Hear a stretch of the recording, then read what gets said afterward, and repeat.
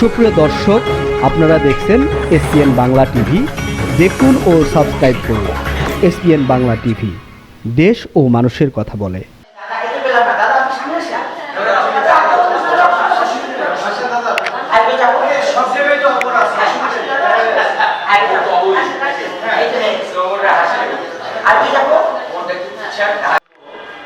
Subject তৈরি করে রেখেছে, সময় তো পাই না। প্রায় 14টার মতো ওর নামও ঠিক করে রেখেছে কেন্দ্র করুন। একটু একটু সময় সুযোগ পেলে, মানে একটু নিরিবিলি হতে পারবে, একটু নিরিবিলি হতে পারলে বোধ হয় লেখার কাজগুলো শুরু করা যেত। আর যদি শেষগুলো কোনোটাই করা সম্ভব না হয়, চেষ্টা করবো একটা বই লিখতে অন্তত, এবং সেই বইটার নাম বলে লেখার জন্য নাম মোটামুটি ঠিক করে। তো সেটা হচ্ছে সে যে বইটা আর কিছু করতে না পারে, কোনো বই লিখতে না পারে, শেষের একটা বই লেখার খুব ইচ্ছা আছে। সেই বইটার নামটা হবে, যারা এখন যারা লেখক যারা আছেন কাহিনী আপনার এই নামটা আবার জেনে নাকি তো আশা করতে পারি।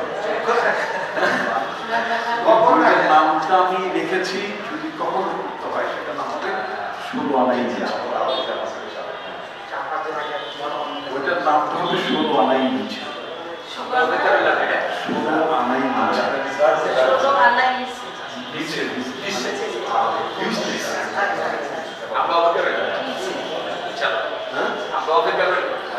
তো সেটা কারণ হচ্ছে যে 16 আনাই নিচে একেবারেই ছোটবেলায় যুদ্ধ দেখলাম, পরিবারের লোকজন রাজনীতি করতেন, বামধারা রাজনীতি করতেন অধিকাংশ মানুষ, আমার আত্মীয় পরিচিত। একটা সমাজের পরিবর্তন, সমাজ বিপ্লবের স্বপ্ন, একটা নতুন সমাজ হবে, একটা শোষণ বঞ্চনায় নতুন সমাজ, ইংরেজিতে যেটাকে আমরা বলি এক্সপ্লয়টেশন ফ্রি সোসাইটি। আমাদের ছেলেরা, আমাদের মেয়েরা এই কয়েকদিন আগেই তো একটা বৈষম্য বিরোধী আন্দোলন করবে দেখি। এই বৈষম্য শব্দটা তো একটা ছোট শব্দ, কিন্তু অর্থ তো ব্যাপার। সেই বৈষম্য নারীতে পুরুষে, সেই বৈষম্য ধনীতে গরিবে, জাতে পাতে, কোথায় না। তো এই যে বৈষম্যটা, এটা তো আমাদের মুক্তিযুদ্ধের আকাঙ্ক্ষা। কেন বৈষম্য? ওই সাময়িক উর্দুওয়ালারা দেশটা স্বাধীন, মানে দেশটা তারা প্রধানমন্ত্রী, তারাই প্রেসিডেন্ট হবে, আর আমরা যারা বাংলা ভাষায় কথা বলি বলতাম ওই আমাদের এই দেশের সময়। তো আমাদের এই দেশের প্রধানমন্ত্রীর কোনো সুযোগ ছিল, আর থাকলেও কতক্ষণ থাকবে প্রধানমন্ত্রিত্ব? কারণ তখন নাকি শুনতাম একজন নাকি গল্প শুনেছেন ছোটবেলায় স্কুলে। এখন তো স্কুলে সেই ধরনের মানে ইন্সপেক্টর অফ স্কুল বলে একটা পদ ছিল, সেটা ব্রিটিশ আমলও ছিল, পাকিস্তান আমলও ছিল, এবং ইন্সপেক্টর অফ স্কুল অনেক বড় একটা বড় পদ। এই যে স্কুলের ইন্সপেক্টর সাহেব, উনি এটা আবার থানা লেভেলে না, পুরো জেলাতেই, বা আমি জানি না কোন পর্যায়ে বলেছিল। স্কুল যখন স্কুলের পরিদর্শন করতে আসতেন, আমারও পেয়েছি, তখন স্কুল মানে একেবারে ঝকঝকে করে রাখবে, ছাত্রকে পরিপাটি থাকবে, মানে একটা অন্যরকম ব্যাপার। হেডমাস্টার একটা চমৎকার স্কুল, মানে তার স্কুলটা ভালোভাবে দেখাতে চাইতে। তো এখন তার সেসব কোনো বালাই ঠালাই নাই, তাই না?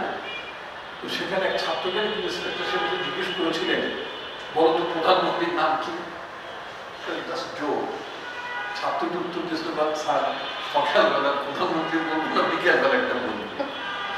বিকেল না, তখন ওই পাকিস্তানের মধ্যে সকাল বিকাল প্রধানমন্ত্রী বলে, ঘন ঘন মন্ত্রী সবার বদল হয়েছে, এই জন্য বলা একটা স্ট্যাবিলিটি ছিল। তো আমরা আমাদের নিজেদের মতন করে আমরা সরকার করতে পারতাম না। ভোট দিল, ভোটের অধিকার শিক্ষিত হতো না। 70 সালে যারা ভোট হয়েছিল, তো ভোটটা যদি ঠিক মতো অ্যাকসেপ্ট করা হতো, মানুষের মতটাকে যদি গ্রহণ করা হতো, তাহলে তো আর 25শে মার্চের ব্যাপার হতো না, তত 26শে মার্চের ব্যাপার হতো না, 16 ডিসেম্বরের ব্যাপার হতো না।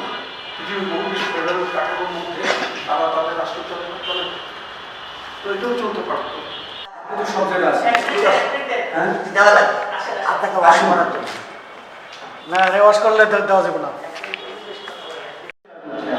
যে মুক্তিযোদ্ধা সেও যে লেখে সারা জায়গায় অস্থিরতার একটা বীজ ঢুকে গেছে। আর কি করে আপনি সমাধান করবেন? কারো সম্ভব না, তারেক জিয়ারও সম্ভব না, খালেদারও সম্ভব না, আর শেখ হাসিনারও সম্ভব না। আমি একজনকে দেখেছি নেশা করে, সে নেশা করে বলছে যে আমি নেশা করি, আমি কবে নেশা ছাড়বো এটা আমার উপর ডিপেন্ড করে, আমাকে কেউ করতে হবে না। আমি সেটাই দেখলাম যে সেই ঠিক তার কিছুদিনের জন্য প্রয়োজন ছিল, সে কিছুদিন খেয়েছে, এখন সে সুস্থ হয়ে গেছে।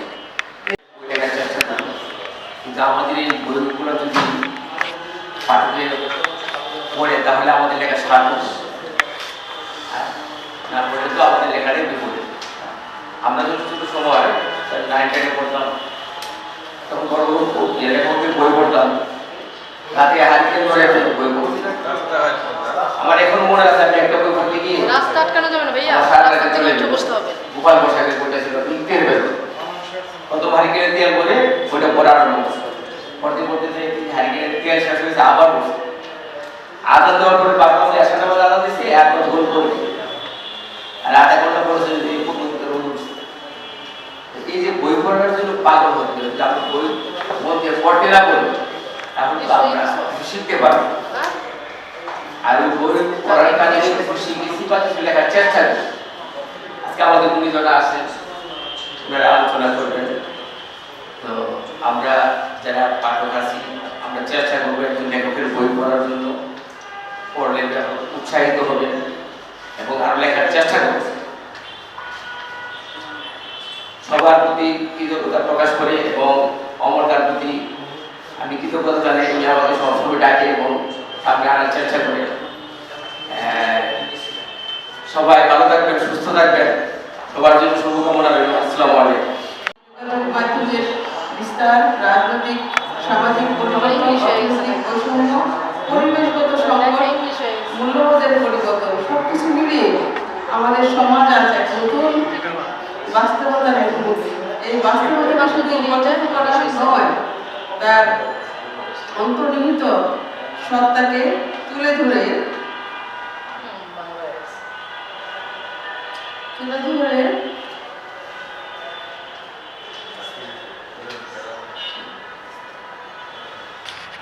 সবাইকে আমি আন্তরিক ধন্যবাদ জানাচ্ছি। আমরা বাংলা একাডেমির মতো একটা বিখ্যাত জায়গা, যেটা বাংলাদেশের স্মৃতিকার গাছ, আমরা 1800 শতকের মাঝামাঝি সময় থেকে পোর্ট উইলিয়াম কলেজ যখন প্রতিষ্ঠিত। মানুষ কাকে বলে? আসলে মানুষ বলতে যে আসলে আলো ছড়ায়, যার মাধ্যমে আলো সমাজ, দেশ, জাতি এবং সর্বস্তরের মানুষের কাছে আলো ছড়িয়ে যায়। তা আলোটা কিসে? যেহেতু আমরা বই পড়ার কথা বলছি, সেক্ষেত্রে যে জ্ঞানের আলো ছড়িয়ে দেওয়াটা খুব জরুরি। তো জ্ঞানটা কোত্থেকে আসে? আমাদের প্রত্যেকটা স্তরের আসলে বিন্যাস আছে। তো জ্ঞানটা আসলে ইলহাম থেকে আসে। ইলহাম বসবাস করে কোথায়? মানে সেটা আসবে কোথায়, নামবে কখন? প্লেন যদি এয়ারপোর্টে যদি প্লেন খালি না থাকে বা রানওয়ে যদি খালি না থাকে, প্লেন কিন্তু সেখানে নামতে পারে।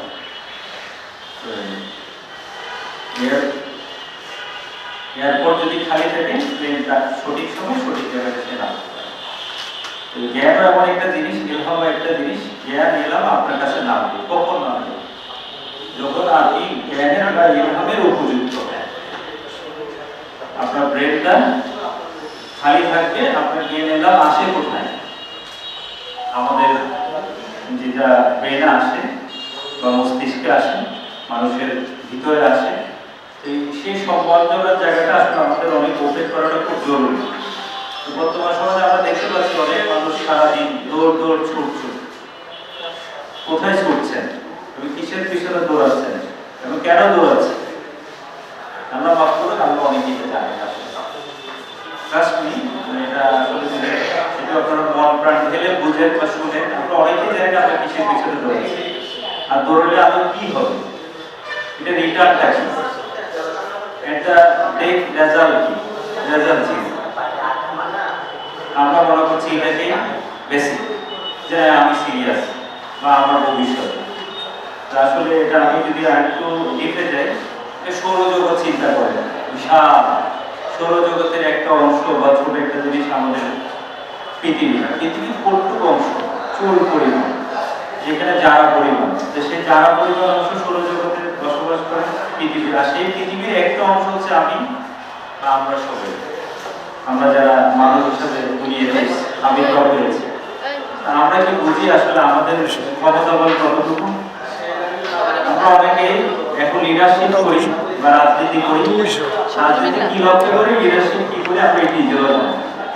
দেখেন আপনি খুঁটিয়ে দেখেন, শুধু সেলফ, গাড়ি বাড়ি, অট্টালিকা, ধন সম্পত্তি বা বাইরের দেশে সেটেলমেন্ট হওয়া বা সেটাকে কি বলবো আত্মকেন্দ্রিকতার জায়গা নিয়ে যাওয়া, এই ধরনের রাজনীতিতে আমরা সবাই যদি এই ব্যস্ততার মধ্যে থাকি, আমরা অনুভব নিয়ে না একসময় আমরা হারাই যাব বা আমাদের মানব জাতির যে একটা আল্লাহ সৃষ্টির সেরা যে বিষয় পাঠিয়েছেন যে কিন্তু হারিয়ে গেছে। আমরা কেউ কাউকে শুনতেও চাই না, বুঝতেও চাই, সবাই বলতে চাই, কিন্তু কি বলছি, কেন বলছি বা কেন উনি বলছেন বা আমার কি শোনা উচিত সেদিকে কারো কোনো খেয়াল না। আপনি দেখেন সর্ব অবস্থায় যেখানে যান না কেন সবাই ব্যস্ত, সবাই ব্যস্ত। আমি যে পয়েন্টে ফিরে আসি, এই অনন্য মানুষ, এই যে ভালো মানুষ বই পড়েন, ভালো যখন মানুষ বই পড়বে বা জ্ঞান অর্জন করবে বা ইলহাম আসবে, তখন সে একজন অনন্য মানুষ হবে। আর অনন্য মানুষ তখনই হবে যখন সে ভালো মানুষ হবে। এই অনন্য মানুষ আপনাকে অভিনন্দন। কাকে অভিনন্দন? অনন্য মানুষকে অভিনন্দন। এখন অনন্য মানুষটা সেই অনন্য মানুষের কথা কি আমি একটু বলি। এখানে সাধারণ মানুষ আর অনন্য মানুষের মধ্যে দুই একটা পার্থক্য আমি বলে শেষ করব। সাধারণ মানুষ কি করে বা কিভাবে চিন্তা করে? সাধারণ মানুষ ভাবনায় আমরা চিন্তা করি, ভাবনায় আমরা যদি চিন্তা করি, সাধারণ মানুষ কি করে? শুধুমাত্র নিজের কথাই ভাবে। আর অনন্য মানুষ কি করে? নিজের কথা ছাড়াও সে চারপাশে সবার কথা ভাবে। আচ্ছা, সাধারণ মানুষ অধিকার কি করেন? শুধু নিজের অধিকার প্রতিষ্ঠিত করেন। এবং অনন্য মানুষ কি করেন? নিজের অধিকার প্রতিষ্ঠার পাশাপাশি সে সম্মান করে অন্যের অধিকার, অন্যের অধিকার। শুধুমাত্র নিজের জীবন সঙ্গী সন্তানকে ভালোবাসে, তার ভালোবাসা জৈবিক, এটা কার? সাধারণ মানুষ। আর নিজের সঙ্গী সন্তানকে ভালোবাসার পাশাপাশি যে ভালোবাসে সবাইকে, তার ভালোবাসা শুধু জৈবিক নয়, সে আত্মিকভাবে সে চিন্তা করে। আবেগ প্রকৃতি নিয়ন্ত্রণে থাকে, সাধারণ মানুষের থাকে না। আবেগ প্রকৃতি সবসময় তার নিয়ন্ত্রণে থাকে। যে অসাধারণ, যে অনন্য মানুষ, সে অন্যের দ্বারা নিয়ন্ত্রিত হয়, নিয়ন্ত্রিত সাধারণ মানুষ। আর সে রিয়েক্টিভ, সে নীতিবাচক স্বভাবের। আর যে অনন্য মানুষ, সে সবসময় তার অন্যের দ্বারা নিয়ন্ত্রিত হয় না, সে নিয়ন্ত্রিত সত্য দ্বারা, বিবেক দ্বারা এবং প্রোঅ্যাক্টিভ, ইতিবাচক স্বভাবের। সে সবাই ভালো থাকতেন। ধন্যবাদ সবাইকে। আপনারা সবাই ইতিবাচক ভাবনা নিয়ে আগামী দিনের যাত্রা যেন আমাদের ভালো হয় সেই দোয়া থাকলো। ভবিষ্যতে কথা হবে ইনশাআল্লাহ। Thank you very much. এই ধরনের বই আমরা পড়াশোনা করছি। আর এইটাকে এর বেশিরভাগই লেখক ছিল ইন্ডিয়া, কিন্তু বাংলাদেশ হওয়ার পরে আমাদের বাংলাদেশেও অনেক লেখক, অনেক গুণী ব্যক্তিদের জন্ম হয়েছে। আমি একটা ছোট্ট ঘটনা বলি। আমি এক সময় 80 দশকে ঢাকায় থাকতাম, তখন একটু বেকার অবস্থা। তখন আমি এক বাসায় লজিং থাকতাম। আমার লজিং মানে আমার এক বন্ধুর বাসায়, এখানে খাতা আমার ছেলে পাস করা। তো ওই পড়াইতে গিয়া একটা ছেলের সঙ্গে পরিচয় হয়েছে। ও মাঝখানে সৌদি আরব চলে গেছে। যে বই যে আমাদের এখানে প্রকাশ হচ্ছে, আমরা সবাই সুশিক্ষায় শিক্ষিত হতে হলে আমাদের বই পড়তে হবে।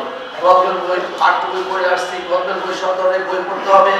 আমাদের যে আলোচিত মানুষ করতে হলে শিক্ষার প্রতি নজর দিতে হবে, যে কোনো বই প্রতি নজর দিতে হবে। আমাদের সবাই দেশ করতে হলে সুন্দরভাবে যে পরিচালনার জন্য যে আমাদের কার্যকলাপ, সব ধরনের কার্যকলাপ করতে হবে। আমাদের দেশ উন্নয়নের জন্য আমরা সব থেকে চেষ্টা করব, যেখানে ভালো মানুষ, আলোকিত মানুষ, সুন্দর পরিবেশ সুন্দরভাবে করতে হবে। এখানে মনে করেন এখানে যে আমাদের সমস্যা ছিল, হয়তো অনেকে চলে গেছে, হয়তো কেউ আসতে পারেনি। আমি লেখতে আসার জন্য আমি ব্যক্তিগতভাবে দুঃখিত, সেজন্য আমি বলছিলাম এখানে কোনো লোকজন না, আমি কিছু বলবো না, কিন্তু এখানে দাঁড়ালে কিছু বলতে হয়, সেজন্য আমার কি বলবো নিজে ভাষা খুঁজে পাই না, কিন্তু আমি বক্তব্যের জন্য কোনো প্রস্তুতি পূর্বে নিইনি যে আমি কিছু বলবো। আপনারা সবাই আসছেন আর আমাকে এখানে স্টেজে কথা বলতে দিচ্ছেন, আপনাদের সকলকে শুভেচ্ছা, সকলের সালাম, সকলের সাথে আন্তরিক মোবারকবাদে জানিয়ে আমি আমার সংক্ষিপ্ত বক্তব্য শেষ করছি। সবাই হয়তো ক্লান্ত হয়ে যাবে, কেউ আর কোনো কথা শুনতে চায় না। আসসালামু আলাইকুম।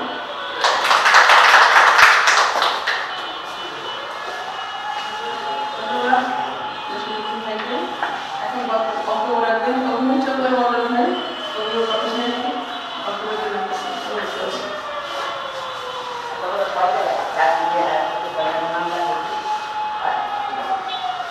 সকলকে বিকালের শুভেচ্ছা। আজ এই প্রকাশনা উৎসবে আজকের অনুষ্ঠানে বাংলা একাডেমির সম্মানিত উপপরিচালক মহোদয় ডক্টর শাহেদ মুমতাজ, অনুষ্ঠানে উপস্থিত রয়েছেন সম্মানিত বিশেষ অতিথিবৃন্দ এবং আমন্ত্রিত অতিথিবৃন্দ, সবাইকে আন্তরিক ধন্যবাদ জানাচ্ছি। আজকে মূলত এসএসসি পরীক্ষার ফল প্রকাশিত হয়েছে। সারা বাংলাদেশে এসএসসি এবং সমাজ পরীক্ষায় যে সকল শিক্ষার্থী উত্তীর্ণ হয়েছে, আমি তাদের সকলকে আন্তরিক ধন্যবাদ জানাই। আজকে 3টি বইয়ের উন্মোচন হয়েছে। আমাদের একটি দায়িত্ব আছে, অন্তত এই হলটি ভরার জন্য প্রতিটি অতিথির সঙ্গে যদি 2-3 জন করে আসে তাহলে কারো মন খারাপ করার না। যে ব্যক্তি আসবে কিছু মানুষ নিয়ে, তিনি যখন চলে যাবেন নিশ্চয়ই তার নামটা তখন চলে যাবে, থাকবে না। এটা আমরা বারবার আমাদের রাখা উচিত। আর বড় বক্তা বলে দিয়েছেন আজকের অনুষ্ঠানে উনি শেষে এসেছে, লোক কম দেখেছেন কেন, উনি কয়েকজন নিয়ে আসতেন, উনি 5 জন নিয়ে আসতেন, উনি বক্তব্য আমরা বক্তা দিতে না এগিয়ে নিয়ে যাবেন। এটাই হচ্ছে নিয়ম। সভাপতি মহোদয়, আমি আপনাকে শ্রদ্ধার সহিত বলছি, পুনরায় প্রোগ্রাম মনে করে ইনশাআল্লাহ মেন পাওয়ার মেন সাপ্লাইটাকে আপনি কি হবে এটা আলোচনা করে নেবেন। নতুন সভাপতি হলে আপনার একটা দায়িত্ব নিতে হবে, আমি লোক পাঠাবো, তাহলে আমরা আনন্দিত। অনুষ্ঠান প্রায় শেষ প্রান্তে আমরা চলে গিয়েছিলাম, পুনরায় আবার চালু করেছি শেষ সময়। আমাদের যশোমুখী মুমু ভাই এসে হয়তো আমাদের কিছুটা প্রাণ ফিরিয়ে দিয়েছে। অসংখ্য ধন্যবাদ কৃতজ্ঞতা প্রকাশ করছি আপনার কাছে। আজকে এতদিন প্রধান অতিথির দায়িত্ব পালন করতেছি বাংলা একাডেমির উপপরিচালক মহোদয়, অনেক গুণের গুণান্বিত, অনেক খ্যাতিমান ব্যক্তি। যিনি কোথাও দিয়ে বক্তব্য রাখবেন সেখানে অন্তত 500-800 উঠেন হয়। সেজন্য আমি আপনাদের সকলকে অনুরোধ করবো, অমর দাদা অনেক কষ্ট করে, অনেক পরিশ্রম করে। একটা প্রোগ্রাম সাজাতে হলে তাকে 3-4-5 দিন আগে থেকে ঘোরাঘুরি করতে হয়। দয়া করে অন্য সময় আপনারা আসার আগে নিজেরা নিজেদের লোক নিয়ে এসে প্রোগ্রাম সকলের সুস্থ কামনা করছি। আমার যারা আয়োজন সফলতা হয়েছে আরো হবে, সকলের সুস্থ কামনা করছি। আসসালামু আলাইকুম। আমাদের যে সংবাদপত্র সেটা খুবই ছিল, সাথে সাথে কিছু দায়িত্ব পালন করে যাচ্ছে, যথেষ্ট সাংবাদিক এবং তার 25-30টি বই লেখা হয়ে গেছে, সুতরাং তার যে লেখনির হাত অত্যন্ত পাকা বলার অপেক্ষা রাখে না। তো তিনি এই যে বিগত সময়ে 1 বছরের মধ্যে সরকারের যে বিধানসভা নির্বাচন সংক্রান্ত যে সমস্ত রিপোর্টগুলো নিজে করেছিলেন সেইগুলো তিনি সম্মিলিত করে এই বইটা আমাদেরকে উপহার দিয়েছেন এবং তিনি আমাদের কৃতজ্ঞতা জানিয়েছেন তার মাথা বলার চেষ্টা। আমাদের doctor S M Ali Imran ভাইয়ের প্রথম প্রকাশিত গ্রন্থ ছিল হলো গাছতলার বই প্রকাশ, সেটা 2013 সালে প্রকাশিত হয় অমৃত বিশ্ববিদ্যালয়ে। তারপরে তার অনেকগুলো সেই পাঠক আর লেখক দুইটার জন্য তো আজকে আমাদের এই সমাবেশ। আমি অনুষ্ঠান যে সম্বন্ধে সে সম্বন্ধে খুঁড়াতে যেতে যাচ্ছি না, তাই শুধু অনেক কথা বলা হচ্ছে। আমি শুধু দুটি কথা বলতে চাই যে আমরা যারা এখানে আছি কোনো না কোনোভাবে সাহিত্যের সাথে জড়িত। আর সাহিত্য দুটি জিনিস নেই, পাঠক এবং লেখক। ধারণা হয়, পাঠক সম্বন্ধে যদি লেখকের আগ্রহ সৃষ্টি না হয়, আর লেখক সম্বন্ধে যদি পাঠকের আগ্রহ সৃষ্টি না হয়, তাহলে সাহিত্য হবে না। তাই আমার অনুরোধ, আমরা যারা আছি আমরা সবাই পাঠক এবং লেখক মন নিয়ে সবার সাথে সবার সাহেব সম্পর্ক সৃষ্টির চেষ্টা করব। সেই সাথে সাথে আমার একটা অনুরোধ যে প্রত্যেকটা লেখকের কিন্তু একটা ব্যক্তি সত্তা আছে, যার যার ব্যক্তি সত্তায় সে লেখে। আমরা যারা বলি রবীন্দ্র সাহিত্য, নজরুল সাহিত্য, বঙ্কিম সাহিত্য, তাদের প্রত্যেকেরই কিন্তু নিজস্ব ধারা ছিল। আপনি আমার কথা বলবেন, আমি আপনার এটা কিন্তু সাহিত্য। তো আমরা মনে করি যে আমরা যারা এখানে আছি তারা প্রত্যেকে স্ব স্থানে থেকে স্ব ধারায় লিখে পাঠক আকৃষ্ট করব। সেখানে আমি মনে করি যে তিনটা জিনিস থাকা দরকার। এক নম্বর হচ্ছে সমাজ ও দেশ সম্বন্ধে সচেতনতা, দুই হচ্ছে পাঠককে আকৃষ্ট করার ক্ষমতা। সেটা হতে পারে ব্যক্তি জীবন দিয়ে, সেটা হতে পারে রসদ, সেটা হতে পারে কোনো কোনো। আর সেই সাথে আমি মনে করব যে যারা আমরা সাহিত্য রচনা করি তারা সাহিত্যের প্রতিটা গল্প, প্রতিটা ছড়া, প্রতিটা কবিতা কিন্তু শেষ আছে। সেই শেষে আমি মনে করি যে পাঠকের জন্য তথা দেশের জন্য, সমাজের জন্য ছোট্ট করে হলেও প্রাসঙ্গিকভাবে কিছু উপদেশ